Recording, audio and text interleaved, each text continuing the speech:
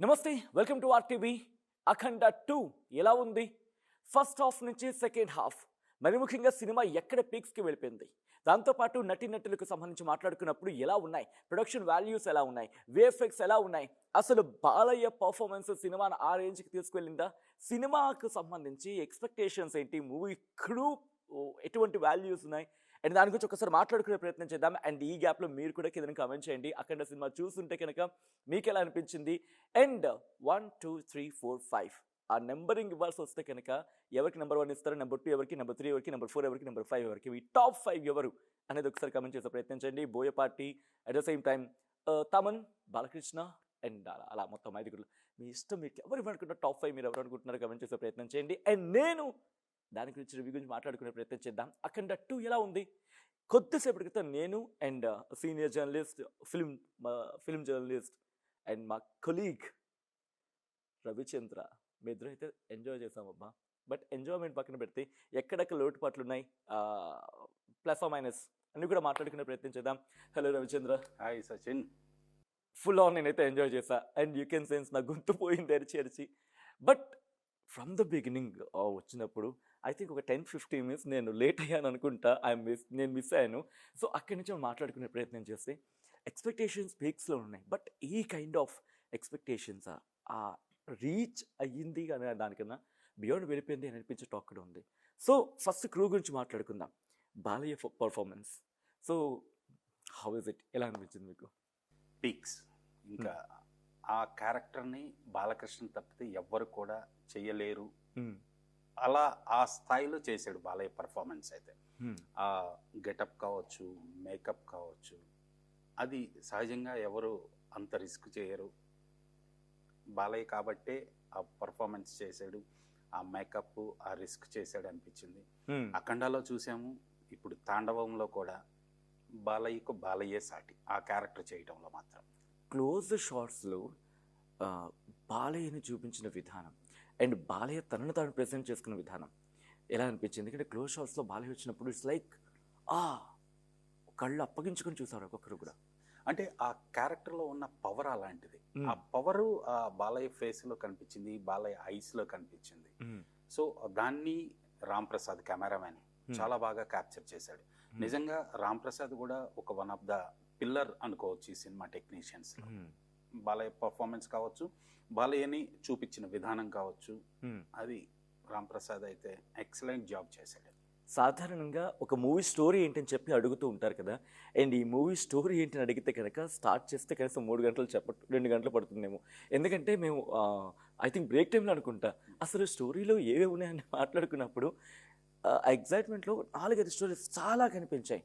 So ఒక్కసారి story line ఏమంటే మీరు ఏమంటారు, అండ్ స్టోరీ గురించి చెప్పమంటే మీరు ఏమంటారు? నేషనల్ పాలిటిక్స్ నుంచి ఇంటర్నేషనల్ పాలిటిక్స్ వరకు, జియోగ్రఫీ పాలిటిక్స్ వరకు, జియోపాలిటిక్స్, అలాగే సనాతన ధర్మం గురించి కావచ్చు, మదర్ సెంటిమెంట్ గురించి కావచ్చు, ఫ్యామిలీ సెంటిమెంట్ గురించి, అలాగే సంప్రదాయాల గురించి, వాట్ నాట్, మన తెలుగు సినిమాలో ఉండే అన్ని అంశాలను కూడా ఈ సినిమాలో జోడించాడని చెప్పచ్చు Sachin. Okay, so take off. ఎందుకంటే ఏ సినిమాకైనా ఫస్ట్ ఒక half an hour hook point లాంటిది. అక్కడ కనుక రైస్ అయితే ఆ బ్రేక్ కన్నా ముందు, ఇంటర్వెల్కి ముందు వచ్చి ఆ సీన్ కొంచెం అలా అట్టుపెట్టి ఉంచుతుంది. ఆ తర్వాత సెకండ్ హాఫ్ అంతా. సో ఫస్ట్ హాఫ్ మీరు చూసారు. ఫస్ట్ హాఫ్ కాస్త ఎంజాయ్మెంట్ ఉంది, ఎంటర్టైన్మెంట్ ఉంది, దాంతోపాటు బాలయ్య 2 షేడ్స్ కూడా చూపించిన సందర్భం. సో ఫస్ట్ హాఫ్లో హుక్ పాయింట్ ఏమనుకోవాలి? ఎందుకంటే ప్రేక్షకులు అలా కట్టుపడేసిన సీన్ ఏది అనుకోవాలి అక్కడ? ఖచ్చితంగా అన్ని సన్నివేశాలు కూడా బాగున్నాయి, కానీ ఇంటర్వెల్ బ్లాక్ అయితే అల్టిమేట్. ఇంకా దానికి తిరిగేలేదని చెప్పుకోవచ్చు. ఆడియన్స్ని ఫస్ట్ హాఫ్ చూసి బయటకు వచ్చేటప్పుడు ఒక మెస్మరైజ్ చేసి పంపించేశాడు. ఇంటర్వెల్కి బయటకు వచ్చిన ప్రతి ఆడియన్ కూడా సినిమా మీద ఒక పాజిటివ్ దృక్పథంతో బయటకు వచ్చాడు. ఇంటర్వెల్ బ్లాక్ అదిరిపోయింది అన్న కామెంట్ అయితే అక్కడ చాలామంది నోటి నుంచి నేను విన్నమాట.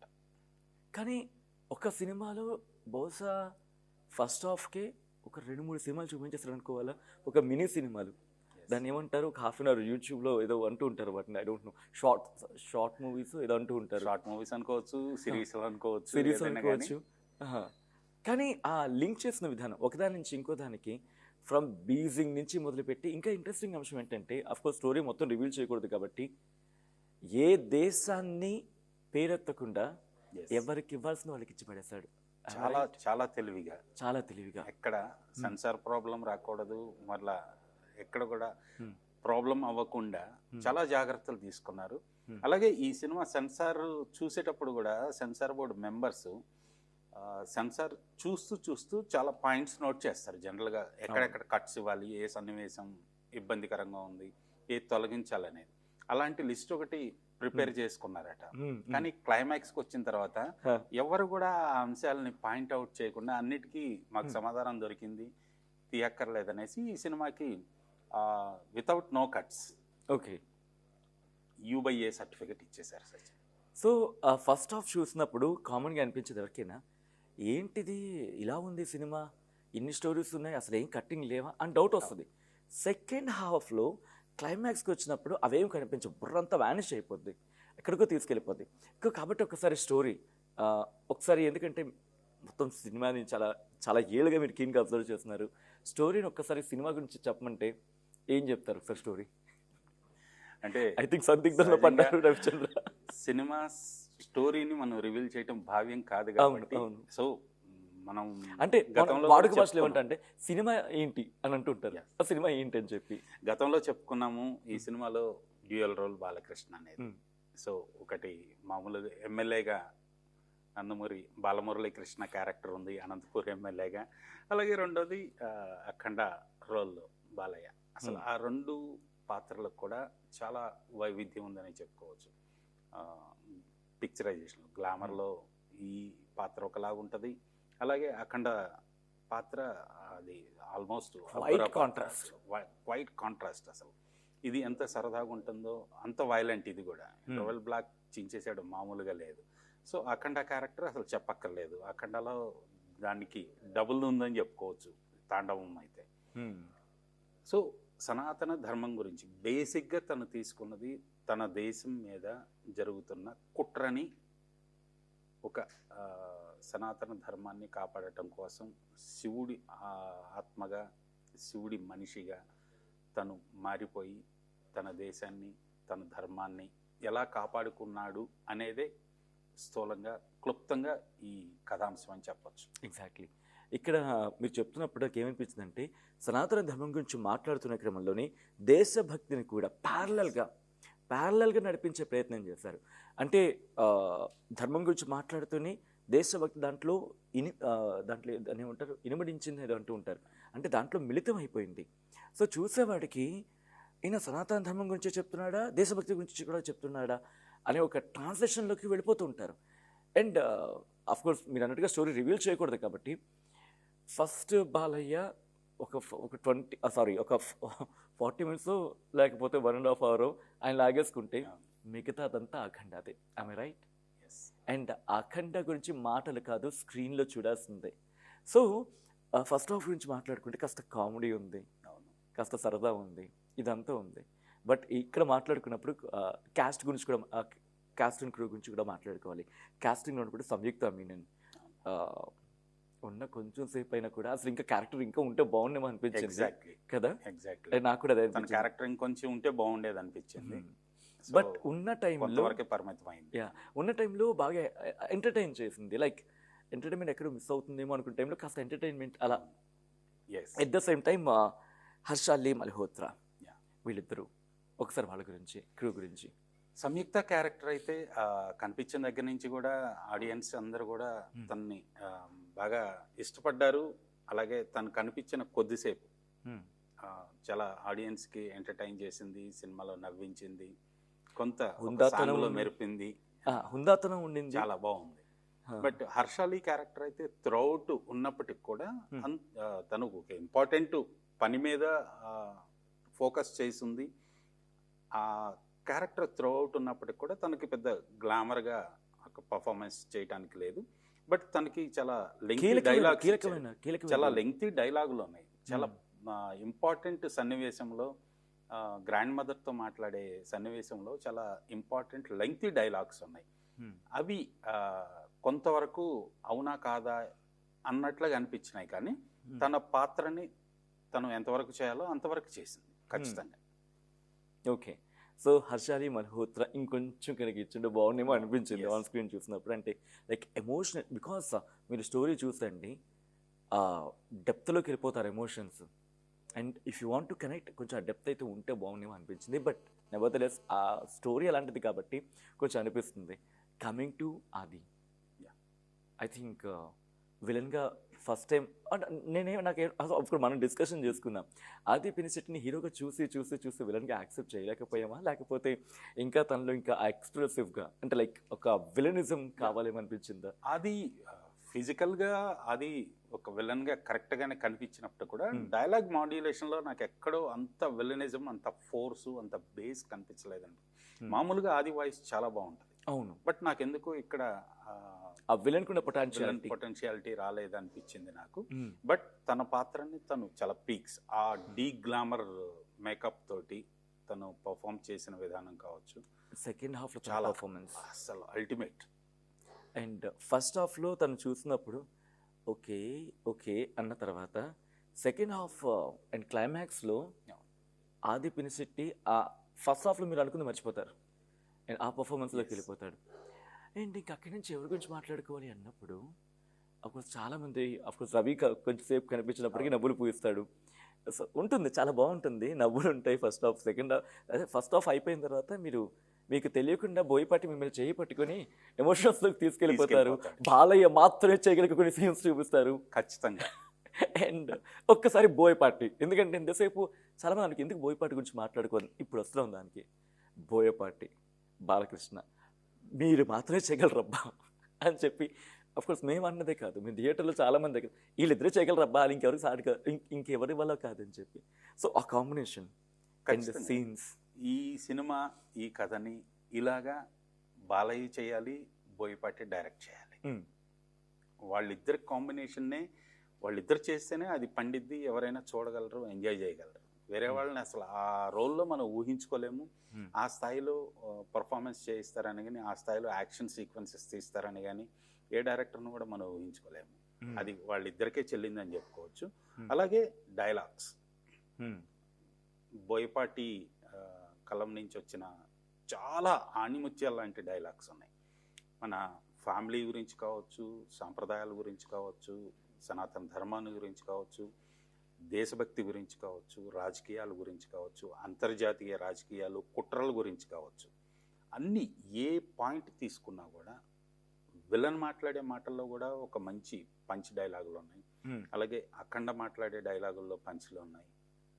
ప్రతి క్యారెక్టర్ మాట్లాడే మాటల్లో చాలా పదునైన పదాలను వాడారు. చాలా మంచి మంచి డైలాగులు ఉన్నాయని చెప్పుకోవచ్చు. హ్యాట్స్ ఆఫ్ టు బోయపాటి ఆ విషయంలో. అండ్ కొన్ని సీన్స్ ఆల్రెడీ మీరు ఆ ట్రైలర్లో చూస్తుంటారు కాబట్టి నేను అడిగే ప్రయత్నం చేస్తున్నాను. దిష్టి తీసేది ఉంటుంది అండ్ మీరు చూసారు, నేను లిటరల్గా గూస్ బంప్స్ నేను కుర్చీలో కూర్చుంటే ఒట్టు. అండ్ ఇందాక మేము మాట్లాడుకున్నాం like I become a kid అబ్బా. సో చిన్న పిల్లవాళ్ళలాగా కుర్చీలో నుంచి లేచి గంతులు వేసావు. అండ్ బికాస్ ఆ క్రేజ్ అలా ఉండింది. లైక్ ఆ సీన్ చూస్తూ ఉంటే మనకేమనిపిస్తుంది అంటే ట్రైలర్లో చూసినప్పుడు ఇది ఏమైనా ఓవర్ అయిందా, ఇది ఒక కామన్గా అనిపిస్తుంది. But when it comes to movie ఇది కరెక్ట్ ఏమో అనిపిస్తుంది. ఒక్కసారి దిష్టి సీన్ గురించి మాట్లాడుకుందాం, ఎందుకంటే ట్రైలర్లో ఉంది కాబట్టి.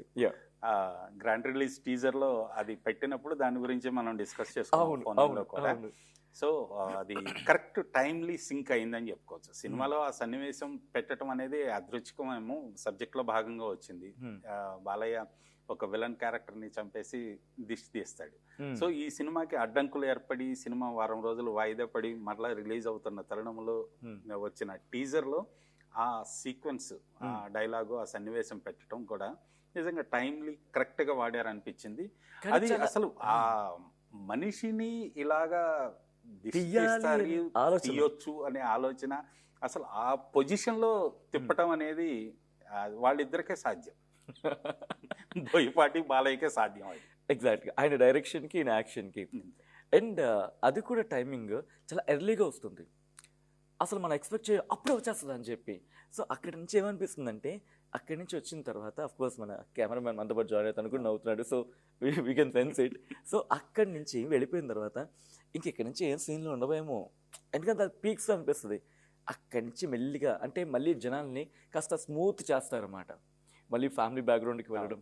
సో హీ నోస్ అంటే ఒక పీక్స్కి తీసుకెళ్ళడం, మళ్ళీ మెల్లిగా జనాలను ఎమోషన్గా లేకపోతే కామెడీషన్లో తీసుకురావడం. అంటే ఒక స్మూత్ డ్రైవింగ్. అంటే పీక్స్ తీసుకెళ్ళిన తర్వాత కూడా ఆ హుక్ని బాగా పట్టుకున్నారు అనిపించింది. అండ్ అక్కడి నుంచి నేను మళ్ళీ అఖండ గురించి మాట్లాడుకుంటే ఆ ఎమోషన్స్ని క్యారీ చేసిన సందర్భంలో తమన్ మ్యూజిక్. సో ఫస్ట్ హాఫ్లో తమన్ ఎక్కడో తగ్గిందబ్బా అని చెప్పి అక్కడ మనసు పీకింది. కానీ సెకండ్ హాఫ్లో మౌత ముగించాడు అనుకోవాలా.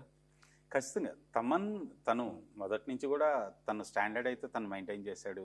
మంచి ఎంటర్టైన్మెంట్ ఇచ్చాడు, జడ్జికాయ సాంగ్ ఇచ్చాడు, మంచి లవ్లీ సాంగ్ ఇచ్చాడు, ఆడియన్స్ అందరికి కూడా మంచి ఎంటర్టైన్మెంట్ ఇచ్చాడు ఫస్ట్ హాఫ్లో. అలాగే బ్యాక్గ్రౌండ్ స్కోర్లో ఎక్కడ కూడా తగ్గలేదు. సో ఎక్కడ హై ఇవ్వాలో ఎక్కడ తను మెయింటైన్ చేయాలో ఆ లెవెల్ అయితే మెయింటైన్ చేశాడు. One of the main pillar. ఇప్పుడు త్రిమూర్తులుగా చెప్పుకుంటే బాలకృష్ణ, బోయపాటి, తమన్, ఈ ముగ్గురే ఈ సినిమాకి త్రిమూర్తులు అని చెప్పుకోవాలి. ఇక్కడ నేను తమన్ గురించి ఎందుకు మాట్లాడుతున్నా అంటే బీజిఎంకి వచ్చిన బీజిఎం కూడా తమని అనుకుంటా. సో సాధారణంగా సనాతన ధర్మం లేకపోతే శ్లోకాలు వచ్చినప్పుడు కాస్త సూదింగ్గా ఉంటుంటుంది. కానీ మీరు సీట్లో కూర్చోరు. And if you are a true cinema lover కుర్చీలో కూర్చోరు. అండ్ ట్రస్ట్ మీ, అండ్ మీరే కమెంట్ చేస్తారు సినిమా చూసిన తర్వాత. తమన్ గురించి మాట్లాడుకుంటే అక్కడ కొన్ని ఏమంటారు కొన్ని పద్యాలు కావచ్చు, శ్లోకాలు కావచ్చు, ఇవన్నీ కూడా ఎవరు ఊహించరు. తమన్ నుంచి అలాంటి శ్లోకాలు వస్తాయి, ఆ శ్లోకాలకు కూడా బ్యాక్గ్రౌండ్ లో ఆ మ్యూజిక్ ఇవ్వచ్చు అనేది ఎవరు ఊహించలేరు. అలాంటి మ్యూజిక్ తోటి ఆ శ్లోకాలను కూడా వినసొంపుగా జనాలకి హృదయాన్ని తాకేలాగా తమన్ నిజంగా he did excellent job. Of course మెల్లిగా నేను స్టోరీ ఎక్కడ రిలీజ్ చేసేస్తాను చెప్పి చూస్తున్నారు కదా, ఎక్కడ స్టోరీ బయటికి రాదు. అండ్ ఇంతవరకు ప్లస్ గురించి మాట్లాడుకున్నాం. Let's come to some minus. Of course ప్రతి సినిమాకి ఎంత అవునన్నా కాదన్నా ఎక్కడో చోట లోటుపాట్లు ఉంటాయి. అండ్ ఫస్ట్ హాఫ్లో ఎందుకో కొంచెం లాగ్ అయింది అనుకునే టైంకి రెండే పట్టుకెళ్తాను చెప్పి ముందుకు తీసుకెళ్ళిపోయినట్టు ఒక్కసారిగా లాక్కెళ్ళి. అండ్ ఆ జాజిగా సాంగ్ అది. సో ప్లస్ గురించి మాట్లాడుకున్నాం. మైనస్ గురించి మాట్లాడుకుంటే సినిమాకి కామెడీ మైనస్ అనిపించింది నాకు. అంటే పర్టికులర్గా సపరేట్గా కామెడీ అనేది లేదు. సినిమాని కామెడీ లేకపోయినా ఫ్లో ఎంజాయ్ చేసేసాం. సో ఆ మెయిన్ క్యారెక్టర్స్ అఖండ కనిపించినప్పుడు కాసేపు భయం వేస్తుంది, కాసేపు నవ్వు వస్తుంది. యాక్షన్ సీన్స్ లో నవ్వుతాము, భయం రెండు ఉన్నాయి. సో కామెడీ లేదు అన్న ఒక చిన్న పాయింట్ని మనం ఫీల్ అయ్యేలోపే ఆ యాక్షన్ సీక్వెన్స్ లోనే మనకు కామెడీ వచ్చేస్తుంది. సో ఆ విధంగా ఎంజాయ్ చేసామని చెప్పుకోవచ్చు. క్యారెక్టర్స్ ఇంకా కొన్ని నోన్ ఫేసెస్ ఉంటే బాగుండేదేమో అని అనిపించింది నాకైతే. మేజర్ అన్నోన్ ఫేసెస్ ఉన్నాయి, నోన్ ఫేసెస్ ఉంటే బాగుండేది అనిపించింది మెయిన్ క్యారెక్టర్ ఆర్టిస్ట్లో. ఓకే, సో మూవీ కంటిన్యూ అవుతూ ఉంటుంది.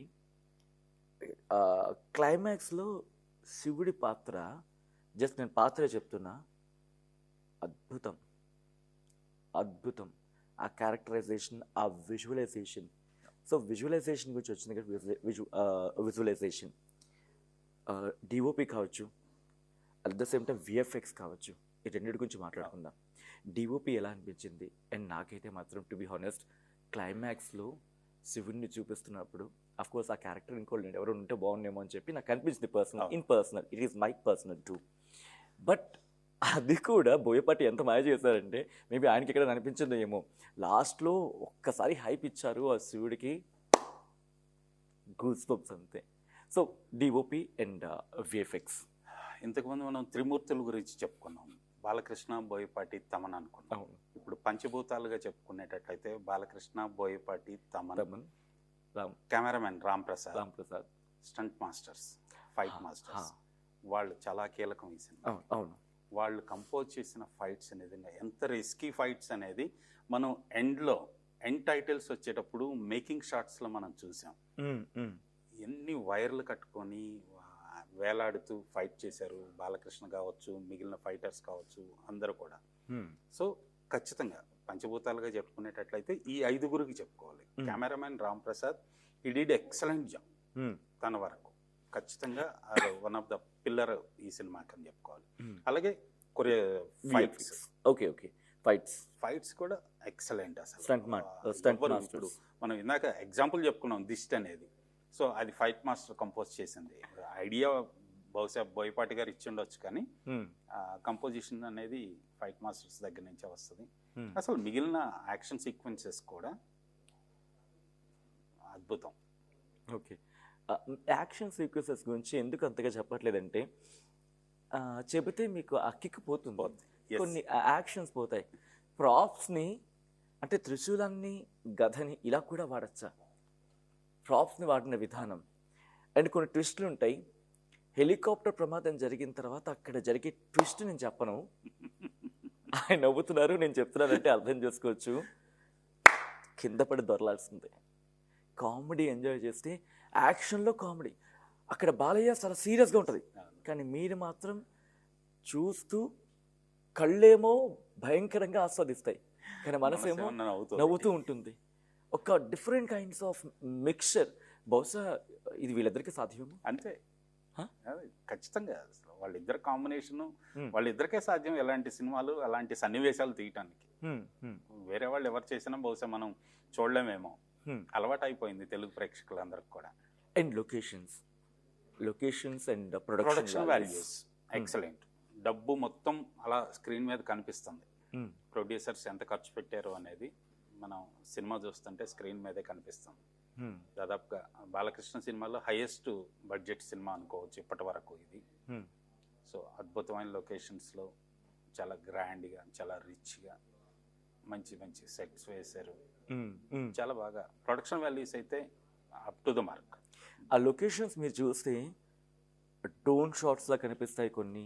అండ్ హిమాలయాలకు ఎవరైనా వెళ్ళకపోయి ఉండుంటే కొన్ని లొకేషన్స్ ఎక్కడ మిస్ అయ్యి ఉంటే ఆ నీటిని చూపించే విధానం, స్వచ్ఛమైన నీటిని చూపించే విధానం, కుంభమేళాన్ని చూపించే విధానం, అక్కడ జరిగే సన్నివేశాలు. అండ్ రిమెంబర్, నేను మాట్లాడుతున్న మా కాన్వర్సేషన్లో కనీసం ఒక ఈ మూవీలో ఒక 10 స్టోరీలు మినిమం అలా వచ్చి ఇలా వెళ్ళిపోతూ ఉంటాయి, కానీ ఎక్కడ బోర్ కొట్టదు. మళ్ళీ అన్ని ఇంటర్లింక్ ఉంటాయి ఒకదానికి అన్నిటికి కూడా. స్క్రీన్ ప్లేలో భాగమే అది.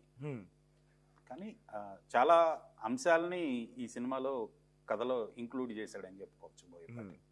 కానీ సెకండ్ హాఫ్ వచ్చినప్పుడు ఒక కాన్వర్సేషన్, కాస్త లెంతీ కాన్వర్సేషన్ ఉంటుంది. బాలయ్య ఆయన మాట్లాడుతూ ఉంటారు. సాధారణంగా ఒక క్యారెక్టర్ అలా నిల్చొని కనీసం ఒక పావు గంట మాట్లాడుతూ ఉంటుంది, కానీ బోర్ కొడుతూ ఉంటుంది సాధారణంగా మామూలు చూసినప్పుడు. బట్ అక్కడెక్కడ బోర్ కొట్టినట్టు అనిపించలే. సో ఆ సన్నివేశం చెప్పను కానీ, బట్ దాన్ని చూసినప్పుడు మీకేమనిపించింది and how crucial it is? ఖచ్చితంగా. అంటే డైలాగ్స్లో ఉన్న అంశం ఏదైతే ఉందో అది నిజంగా మనసును తాకే డైలాగ్స్, మనసును తాకే అంశం కాబట్టి ఆయన ఎంతసేపు మాట్లాడినా కూడా మనకి అది బోర్ అనిపించలేదు. ఖచ్చితంగా చెప్పాల్సిన అంశం అక్కడ ఆ క్యారెక్టర్, అఖండ క్యారెక్టర్ చెప్పాల్సిన సబ్జెక్ట్ కాబట్టి ఖచ్చితంగా అది ఎంతసేపు చెప్పినా కూడా మనకి బోర్ అనిపించలేదు. చాలా ఆస్పెక్ట్స్ కవర్ చేసాం. మనం ఏమైనా మిస్ అయ్యామా? ఒకటి మిస్ అయ్యాం. ఆఫ్ కోర్స్ అది మిస్ కాకపోతే సచిన్ ఎందుకు అవుతారు? త్రిశూలంతో శత్రువుల్ని నరకటం, మెడ కర్రసాము చేసినట్టుగా త్రిశూలాన్ని మెడ మీద భుజాల మీదగా తను తిప్పి, త్రిశూలాన్ని బాలకృష్ణ బోయపాటి అంటే బహుశా ఎవరైనా మనోభావాలు దెబ్బతింటే క్షమించాలి, నన్ను ముందే నేను సారీ చెప్తున్నా. త్రిశూలాన్ని వీళ్ళిద్దరు వాడినట్టు ఇంకొకరు ఎవరైనా వాడుంటే ఒక్కసారి ఆ వీడియో లింక్స్ నాకు కింద లింక్లో షేర్ చేయండి. I just want to see. Movie చూసిన తర్వాత కంపారిజన్ చేసి చెప్పండి. త్రిశూలాన్ని, గదని కూడా ఇలా వాడతారా? అండ్ మర్చిపోవద్దు, గదని వాడిన తీరు మీకు ఇంకా వేరే లెవెల్ అది. అది ప్రాపర్టీస్ అన్నాను ఇందాకలా. హెలికాప్టర్ కూలిపోతే ఆఖరి కూలిపోయిన హెలికాప్టర్ కూడా వాడారంటే అర్థం చేసుకుని సినిమా ఎలా ఉందనేది అర్థమై ఉంటుంది మీకు. వాటికి హెలికాప్టర్ కూలిపోతే అది కూడా అదేంటంటారు, యాక్షన్లో కీలకమైంది. What should I say? సమకాలీన రాష్ట్ర రాజకీయాల దగ్గర నుంచి అంతర్జాతీయ రాజకీయాల వరకు, సనాతన ధర్మం దగ్గర నుంచి ఇక్కడున్న కుల మతాల భేదాలు, అన్ని మతాన్ని అడ్డు పెట్టుకుని రౌడీజం ఎలా చేస్తారు అనే అంశానికి సంబంధించి అన్ని అంశాలు ఉన్నాయి ఇందులో. అన్నిటిని రౌడీజం పొలిటిసైజ్ ఎలా చేస్తారు అనేది కూడా రైట్ ఇంట్రెస్టింగ్ గా ఉంటుంది. అలా అని చెప్పి ఏది ఓవర్ అయినట్టు ఎక్కడ కనిపించదు. అది ఓవర్ అవుతుందేమో అని ప్రేక్షకులు వెళ్ళే లోపే మీకు ఇంకో స్టోరీలోకి తీసుకెళ్ళిపోతాడు ఆయన. ప్రతి దాన్ని కూడా టచ్ చేశారు. అలా లిమిట్ అంతే. నేను నా దగ్గర ఇంతే ఉంది, ఇంతే చూపిస్తా, బట్ ఆ ఉన్నది ఇంతే, అంతే ఆ సినిమాకి కరెక్ట్గా. ఓకే, కంక్లూషన్కి వచ్చే ప్రయత్నం చేస్తున్నాం కాబట్టి పాటలు రెండు పాటలు కూడా కనిపిస్తున్నాయి. బట్ రిమెంబర్ 2 పాటలు కూడా కీలకమే. ట్రూ. సో ఎలా పాటల గురించి ఏమనుకోవాలి? అఫ్ కోర్స్ బీజిఎం పాటలు ఒకటి రొమాంటిక్ సాంగ్ ఉంది, కానీ మిగిలినవన్నీ కూడా బ్యాక్గ్రౌండ్ స్కోర్లో వచ్చే పాటలుగానే చెప్పుకోవచ్చు. ఖచ్చితంగా అన్నీ కూడా శ్లోకాలు ఉన్నాయి, శివుడి స్తోత్రాలు ఉన్నాయి, సందర్భోచితంగా వచ్చే బ్యాక్గ్రౌండ్ సాంగ్స్ ఉన్నాయి, బిట్ సాంగ్స్ లాంటివి. ఓకే ఓకే, నిజంగా అవన్నీ కూడా కథలో భాగంగానే నడిచిపోయాయి. ఎక్కడ కూడా ఏ ప్రేక్షకుడు జనరల్గా సాంగ్ వస్తే లేచి బయటకు వెళ్తారు ఆడియన్స్. ఎవ్వరు కూడా థియేటర్లో నుంచి ఏ సాంగ్కి ఏ బ్యాక్గ్రౌండ్ స్కోర్లో ఏ పద్యం వచ్చినా కూడా ఏ శ్లోకం వచ్చినా కూడా ఎవ్వరు కూడా కదిలిన పరిస్థితి లేదు. సో అందరూ కూడా దానికి స్టిక్ అయిపోయారని చెప్పచ్చు. ఓకే, సో దాదాపు ఇంక కంక్లూషన్కి వచ్చేసాం. ఓవరాల్గా ఒక డిలే పడింది, ఆ డిలే పడిన ప్రభావం ఏమైనా ఉందా అనేది చర్చించుకుంటే వాట్ యు సే, ఏమంటారు మీరు? ఖచ్చితంగా డిలే పడిన ప్రభావం అయితే ఉంది. కొంత పాజిటివ్ ఫ్యాన్స్ డిసప్పాయింట్ అయ్యారు, బట్ సినిమా చూసిన తర్వాత అందరూ హ్యాపీ ఫీల్ అవుతారు ఖచ్చితంగా. అది కలిసి వచ్చిందా? మోస్ట్లీ కలిసి వచ్చే అంశమే అనుకోవచ్చు. ఎందుకంటే సినిమాలన్నీ కూడా ఈ అఖండాకి స్పేస్ ఇచ్చేసి మిగిలిన వాళ్ళందరూ కూడా పక్కకు జరిగిపోయారు. కొంతమంది పోస్ట్పోన్ చేసుకున్నారు, 1 day 2 days 1 week 2 weeks అలా పోస్ట్పోన్ చేసుకున్నారు, స్పేస్ వచ్చేసింది. కానీ చిన్న చిన్న అవాంతరాలు ఈ రోజు కూడా ఆఖరి నిమిషంలో మీరు నమ్మరు, నేను మనతో కూర్చున్నప్పుడు ఆఖరి నోటీస్ వచ్చిన సందర్భంలో మూవీ పడుతుందా, ట్రూ ఆ టెన్షన్ ఉండింది, పడుతుందా పడతా అని చెప్పి. ఆ తర్వాత ఆఖరికి సినిమా ప్లే థియేటర్లో సినిమా ప్లే అయ్యే వరకు కూడా డౌట్ గానే ప్రేక్షకులు వచ్చారు. మొత్తానికి వచ్చిన ప్రేక్షకుడిని డిసప్పాయింట్ చేయకుండా కుర్చీ కట్టేశాడు అనే పదం కన్నా వాళ్ళని అలా అతికించేశారు అనొచ్చేమో. అండ్ ఫస్ట్ హాఫ్ అయిపోయిన తర్వాత బయటకు వచ్చినప్పుడు ఏదో వేరే ప్రపంచంలో ఉన్నారా అనే ఒక కైండ్ ఆఫ్ ట్రూ. ఖచ్చితంగా ఇంటర్వెల్ బ్యాంగ్ అందరిని కూడా ఇంప్రెస్ చేసింది. ఆడియన్స్ అందరూ కూడా ఒక మంచి ఫీల్తో బయటకు వచ్చారు. అప్పుడే టాక్ వెళ్ళిపోయింది. ఆ తర్వాత సెకండ్ హాఫ్ స్టార్టింగ్ అయ్యి ఇంకా క్లైమాక్స్కి వచ్చినప్పటికీ ఫస్ట్ హాఫ్ మీకు గుర్తుండదు, అంతలా తీసుకెళ్ళిపోతారు సినిమాలోకి, మీరు వెళ్ళిపోతారు అంతే. సో మొత్తంగా టు బి హానెస్ట్ అది రివ్యూ అంటారా లేకపోతే పర్సనల్ వ్యూ అనుకుంటారు, వాట్ ఇట్ మేబీ, బట్ మా అనుభవం అక్కడ జరిగిన దాన్ని మిళితం చేసి మీకు చెప్పే ప్రయత్నం చేస్తున్నాం. ఓవరాల్గా అవుట్ ఆఫ్ 5 మీరు ఎంత ఇస్తారని చెప్పి నేను రవిచంద్రన్ అడగాలనుకోవట్లేదు. ఎందుకంటే ఒక సినిమాను జడ్జ్ చెయ్యాలి అనుకునే సందర్భంలో ఆయన పర్సనల్ పాయింట్ ఆఫ్ వ్యూతో అక్కడ మార్క్ పడచ్చేమో, బట్ అభిమానిగా ఆ పర్సనల్ ఆస్పెక్ట్స్ మీకు ఉంటాయి. సో ఇప్పుడు పాయింట్ ఇచ్చేస్తే రివ్యూతోని ఆ పాయింట్స్కి బహుశా మీరు వెళ్ళొచ్చు వెళ్ళకపోవచ్చు. సో కాబట్టి it's better don't judge a movie అనేది what I feel. What you say? దీనికైతే అవుట్ ఆఫ్ 5 అవుట్ ఆఫ్ 10 అలా మార్కులు వేయాల్సిన సినిమా కాదు, మార్కులు వేయాల్సిన అవసరం కూడా కరెక్ట్. ఇది అఖండ అనేది ఒక త్రిమూర్తుల తాండవం. అఖండ తాండవం అని వాళ్ళు పెట్టుకున్నారు. నా వర్షన్లో నా వర్డిక్ట్ అయితే త్రిమూర్తుల తాండవం అని చెప్తా. బాలకృష్ణ, బోయపాటి, తమన్, ఈ ముగ్గురి తాండవం అఖండ తాండవం. నిజంగా తాండవం అంటే అఖండ తాండవం అంటే నిజంగా తాండవం ఉంటుంది.